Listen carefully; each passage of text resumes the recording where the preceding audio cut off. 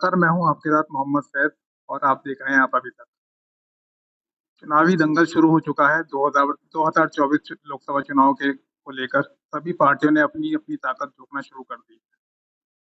जहाँ एक तरफ गाज़ियाबाद में टक्कर गठबंधन और भाजपा के बीच मानी जा रही है, वहीं कुछ ऐसे लोग भी हैं जो अपने मुद्दों को लेकर जनता के बीच जा रहे हैं। आज हमारे साथ मौजूद हैं नमा। इनसे जानते हैं कि किन मुद्दों को लेकर ये जनता के बीच जा रहे हैं। सर स्वागत है आपका। नमस्कार, सभी स्वस्थ रहें, सभी खुश रहें। सर किन मुद्दों को लेकर आप जनता के बीच जा रहे हैं? देखिए, मैं जनता के मुद्दों को लेकर जनता के बीच में आने के लिए मैंने नॉमिनेशन किया है और इस निर्वाचन में मेरा मकसद जागरूकता लाना ज़्यादा ज़रूरी है, बशर्ते कि मुझे सत्ता या कुर्सी के लालच।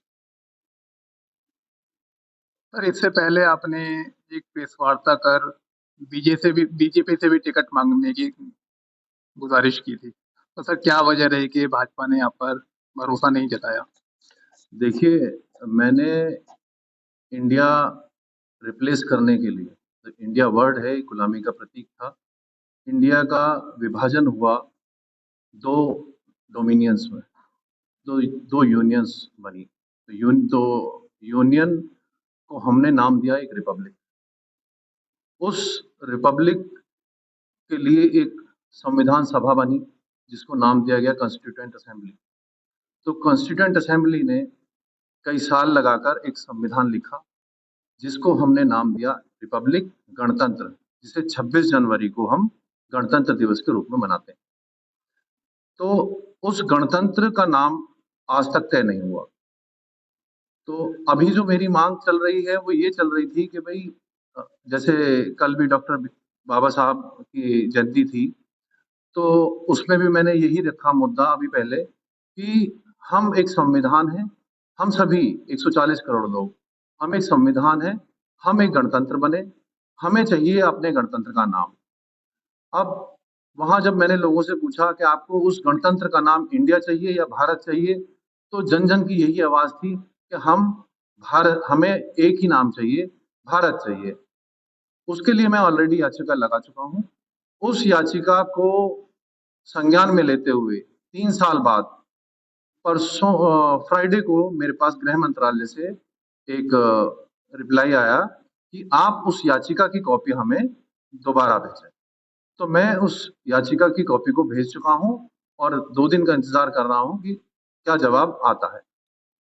सर आपको क्या लगता है ये देश के नामांतरण का जो आपने मुद्दा उठाया है, ये गाज़ियाबाद की जनता पर कितना इफ़ेक्ट करेगा? पहले तो ये आपका क्वेश्चन पहला वाला अधूरा रह गया कि भाजपा से आपने क्यों दावेदारी पेश की? क्योंकि भाजपा और लोग भाजपा के ही नाम पे आज मतदान कर रहे हैं। आज सबकी आँखों पे एक पर्दा लगा हुआ है और वो पर्दा है भाजपा। आपको किसी कैंडिडेट की जानकारी नहीं चाहिए, आपको कोई जानकारी नहीं चाहिए, आपको सिर्फ सीधे दिखाई दे रहा है कमल। तो क्योंकि मैं देश के नाम का एक मुद्दा लेके आया था, जो कि गाज़ियाबाद से होगा। आज गाज़ियाबाद की छवि आज से मतलब मेरे आने से पहले, मुझे जानने से पहले जानी जाती थी जिला गाज़ियाबाद, मर्डर, किडनैपिंग, चोरी, डकैती। लेकिन अब के बाद गाज़ियाबाद की छवि किससे जानी जाएगी? गाज़ियाबाद के एक नमा ने भारत बनाया था, इसी से जानी जाएगी। तो ये एक मजबूत दावेदारी थी मेरी इसको लेकर, इसलिए मैंने भाजपा को चुना पहले। अब भाजपा नहीं चाहती, तो उसका मतलब ये नहीं था कि अगर आप जन सेवा करना चाहते हैं, तो जन सेवा जब आप करना चाहते हैं, तो आपके पास हज़ार तरीके हैं। उन हज़ार तरीकों में क्योंकि मैं बिलॉन्ग करता हूँ फार्मर फैमिली से, नमा पुत्र किसान ने इंडिया को हटाकर भारत बनाया। एक पार्टी का मुझको ऑफर आया, मैंने उनका निशान पूछा, चुनाव चिन्ह, जो निर्वाचन चिन्ह है, वो चुनाव चिन्ह मिला मुझे गन्ना किसान। तो मेरा किसानों के प्रति, क्योंकि किसानों के लिए मैं आवाज उठाना चाहता था, मूल जो हमारी रूट है वो है किसान। आप हैं, हम हैं, डॉक्टर हैं, इंजीनियर हैं, जो भी है, हम सब किससे की वजह से जिंदा है? खाने से। खाना कौन देगा? किसान। तो मैंने पार्टी से टिकट ले लिया और मैं निर्वाचन में अभ्यर्थी बन गया। और किस्मत का संजोग ऐसा रहा कि मेरे पर्चे में कोई अड़चन भी नहीं आई और मेरा पर्चा भी पास हो गया। सर, आप लोकसभा चुनाव को लेकर जनता के बीच जा रहे हैं, लोकसभा चुनाव लड़ रहे हैं। क्या सर इससे पहले आपको चुनाव लड़ने का कोई अनुभव है या आपने कहीं इससे पहले चुनाव लड़ा है सर? मैं 2020 में एमएलए कैंडिडेट था लक्ष्मी नगर से। तो वहां से मैंने निर्वाचन की सारी चीजें सीखी। कैसे निर्वाचन फॉर्म भरे जाते हैं, निर्वाचन में क्या क्या डॉक्यूमेंट्स की जरूरत होती है। अब जैसे इस निर्वाचन में मैंने कहा कि मेरी माता का नाम मेरे साथ आना चाहिए फॉर्म में। पता लगा निर्वाचन आयोग के फॉर्म में माता के नाम का कोई ऑप्शन ही नहीं। बात करते हैं महिला सशक्तिकरण की। 14 लाख यहाँ पर मातृ शक्ति है और 15 या 15 लाख अराउंड अपना हमारे भाई और वरिष्ठ लोग हैं। तो टोटल 29 लाख वोटर हैं यहाँ के। तो मैं तो 29 लाख वोटर क्लेम कर रहा हूँ अपने, कर रहा था, अब नहीं कर रहा, क्योंकि एक पट्टी पड़ी हुई है। वो देखना ही नहीं चाहती नमा कौन है, नमा क्या करना चाहता। तो उन मुद्दों को आज मैं आपके साथ बता देता हूँ कि नमा क्या करना चाहता, नमा क्या करेगा। पुलिस एक्ट चल रहा है 1857 का। आजादी हमें मिली 1950 में। तो 1857 के पुलिस एक्ट का रिफॉर्म्स चाहिए। जब नई पुलिस आएगी, नया सिस्टम होगा, दिल्ली में हम ज्यादा सुरक्षित महसूस करते हैं बशर्ते गाजियाबाद या यूपी के। क्यों? शायद उनके पास ज्यादा अच्छे रिफॉर्म्स होंगे, वो ज्यादा अच्छे हैं। तो वही जो कॉन्फिडेंस है दिल्ली पुलिस पे, वही कॉन्फिडेंस यूपी पुलिस पे भी होना चाहिए। वो रिफॉर्म चेंज करने जरूरी है। योगी जी तो कहते हैं कि हमने कानून व्यवस्था में सुधार किया है काफी। काफी सुधार करा है, बहुत अच्छी बात है। योगी जी ने तो ये भी कहा था कि मैं 2 महीने में गड्ढा मुक्त कर दूंगा सड़कें। मुझे तो लग रहा है आज गड्ढे ज्यादा हैं, सड़कें कम है। तो जैसे बाबा भीमराव अंबेडकर ने कहा था, भाषणबाजियों से कुछ नहीं होगा, आपको ग्राउंड पे आना पड़ेगा और कुछ करके दिखाना पड़ेगा। सारी बहनें मेरी बहनें नहीं, सबकी सुरक्षा मेरी सुरक्षा नहीं। ये सड़कें क्या मेरे लिए हैं सिर्फ, सबके लिए नहीं है। इन सड़कों पे सबको नहीं चलता। कोई मंत्री आता है, कोई अभिनेता आता है तो सड़कों की रंगाई पुताई हो जाती है एक दिन में। क्या पिछले 8 साल में 10 साल में 10 साल के कार्यकाल पूरा हो चुका है। 10 साल में हमारे माननीय मोदी जी 20 घंटे काम करते हैं। और ये बात मैंने 2019 में भी कही थी कि मोदी जी आपने 20 घंटे जागते हैं आप, और आपने 5 साल में 20 साल का काम करा और 20 साल में कुछ नहीं बदला। तो अगले 20 साल में क्या बदल जाएगा? जो स्थिति 5 साल पहले थी वो स्थिति आज है। तो आप कैसे बदल लेंगे? इसीलिए मैंने मजबूत दावेदारी पेश करी थी। शिक्षा मेरा मुद्दा है। शिक्षा मेरा मुद्दा कैसे है? इंग्लिश पे जा रहे हैं सब, हिंदी पे क्यों नहीं आ रहे? हिंदी बड़ी कंफ्यूजिंग है। कहीं छोटे ऊ की 6 मात्राएं हैं, कहीं बड़े ऊ की 6 मात्राएं हैं। इंग्लिश में आपके 5 वोवल है, ए ई आई ओ यू, 26 लेटर की इंग्लिश है। उसकी तरह भगते हैं सब। आसान चाहिए सबको, एजुकेशन सिस्टम आसान चाहिए। कौन है, क्या कौन सा आयोग है या कौन सा मंत्रालय है जो शिक्षा में से मात्राएं हटा देगा? या उनको आती है या उन्होंने आज तक सोचा कि हाँ एक तरफ की मात्राएं हटा के हम भी ए आई ओ यू कॉपी कर लें? क्योंकि नकल के लिए भी अकल चाहिए। आप शिक्षा प्रणाली कैसे चेंज करेंगे, ये जानना बड़ा जरूरी है।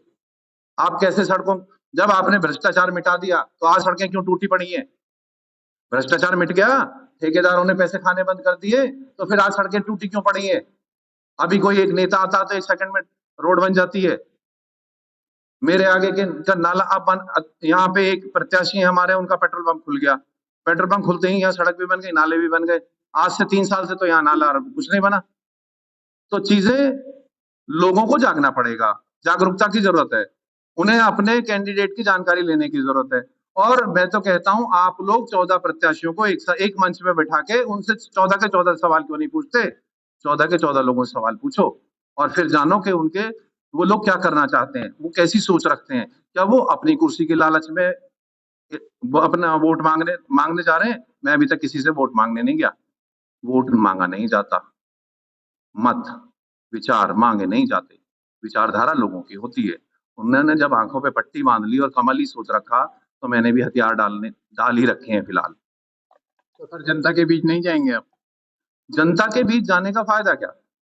जनता परेशान, मैं परेशान। आज डिजिटल जमाना है, डिजिटल वर्ल्ड है, आपके थ्रू मेरी पास बात पहुंच रही है। जो मैंने बात कही, मुझे तो नहीं लगता आपसे पहले आपने सुनी होगी। इन मुद्दों से बेहतर आपको ड्रेनेज सिस्टम बेटर चाहिए। बारिश आती है, घरों के अंदर पानी घुस जाता, ड्रेनेज सिस्टम नहीं है। आप सड़कों पे चलते हैं, सड़कों पे पानी भरा रहता, ड्रेनेज सिस्टम नहीं है। आप 21वीं सदी में ड्रेनेज सिस्टम क्यों नहीं सुधार पा रहे? तो मैं बीच में, जनता के बीच में जब जाऊं ना, जब मैं कुछ बन जाऊं, हाँ, मैं शपथ लेके जनता के बीच में जाऊंगा, क्योंकि मैं यहाँ का हूं। हर गली, हर मतलब सोसाइटी, सब चीजें मेरी देखी हुई हैं। लोगों की भी तो आंख खुले। मैं जाके क्यों मांगू, मैं रैली क्यों करूं, मैं भाषणबाजी करूं क्यों? भाई अगर 14 प्रत्याशियों को, क्या 30 लाख लोग 14 प्रत्याशियों को ये नहीं देख सकते कि ये 14 प्रत्याशियों का ने क्या क्या किया? एक शख्स अकेला भारत बना सकता, वो बदलाव नहीं ला सकता। मैंने आपको बता दिया शिक्षा में कैसे बदलाव आएगा। रोजगार पे बात आ जाओ, रोजगार चाहिए जी। रोजगार दिया जाता है, रोजगार लिया जाता? रोजगार दिया नहीं जाता, रोजगार लिया जाता। मुझे दिलवा दो रोजगार, कोई सा भी रोजगार दिलवा दो, मैं ले लूंगा। हर वर्ग की बात करता हूं मैं। अब सब लोग, मुझे सुनने में आया कुछ लोग भाजपा का विरोध कर रहे हैं। भैया अगर विरोध कर रहे हैं बहुत अच्छी बात है, आप समर्थन किसका कर रहे हैं? आप ये भी तो बताइए किसका समर्थन कर रहे हैं। समर्थन में भी तो आप किसी के नहीं है। आप एक ही आदमी का विरोध भी कर रहे हैं, एक ही आदमी का समर्थन कर रहे हैं, तो कुल मिला के सबकी आंखों पे एक ही पट्टी पड़ हुई है। अकेले मोदी जी कुछ नहीं कर सकते। यहाँ प्रधानमंत्री तो वो हमारे सबके हैं, पूरे देश के प्रधानमंत्री हैं ना। तो जब प्रधानमंत्री जी यहाँ आए थे अभी पीछे, आपको भी जानकारी होगी, देश के प्रधानमंत्री यहाँ आए, उनके साथ में ही 14 के 14 प्रत्याशी आ जाते। 14 के 14 प्रत्याशियों को वो अपना आशीर्वाद देके जाते, हमारे पूजनीय है। मैं तो बहुत तगड़ा मोदी भक्त हूं। ऐसे जिस आदमी ने पूरा इतना बड़ा बदलाव ला दिया, भाई मेरी आवाज भी मोदी जी ने ही तो विश्व पटल पे रखी। मैंने तो एक याचिका लगाई थी, लेकिन उसको मोदी जी ही तो विश्व पटल पे रख पाए। तो ये भी तो कार्य उन्होंने किया। तो मुझे तो उनसे उम्मीद थी कि कम से कम वो 14 प्रत्याशियों को चलो मिलके भी नहीं तो एक अपना ट्विटर मैसेज ही दे देते, एक्स मैसेज दे देते, एक्स अकाउंट से अपने कैसे ही तो देते। गाजियाबाद हॉट सीट बनी हुई थी आज तक, अभी सबसे ठंडी सीट क्यों हो गई? लोकसभा चुनाव गाजियाबाद में गठबंधन और भाजपा के बीच माना जा रहा है, तो आप इन दोनों के बीच अपने आप को कहाँ देखते हैं? सही बताऊं तो दोनों अगर सामने बैठा लो तो एक दिन में सारा इलेक्शन पलट दूंगा मैं। ना तो वो मीडिया फेस करना चाहते हैं, ना उनके पास बोलने के लिए कुछ है, ना उन्होंने आज तक कुछ करा है। साफ कह रहा हूं मैं, जिसने कुछ करा हो वो बता दे। मैंने क्या करा है मैं तो खुल के बोल रहा हूं। दावेदारी मैंने पेश करी थी। आज तक इस देश में एक कैंडिडेट बता दो जिसने भाजपा से अपने दावेदारी पेश करी हो जिस तरीके से मैंने करी थी। क्यों? क्योंकि मैं सक्षम हूं, बदलाव ला सकता हूं मैं। ये चीजें सर आप जनता के बीच जाकर क्यों नहीं बताना चाहते? मैंने 2020 में एमएलए का इलेक्शन लड़ा था, ये मैंने आपको बताया। 30 लाख लोगों तक 4 दिन में नहीं पहुंचा जा सकता। देश और दुनिया की खबरों से अपडेट रहने के लिए आप अभी तक न्यूज चैनल को सब्सक्राइब करना ना भूलें और साथ ही हर न्यूज का नोटिफिकेशन पाने के लिए बेल आइकन को भी दबाएं।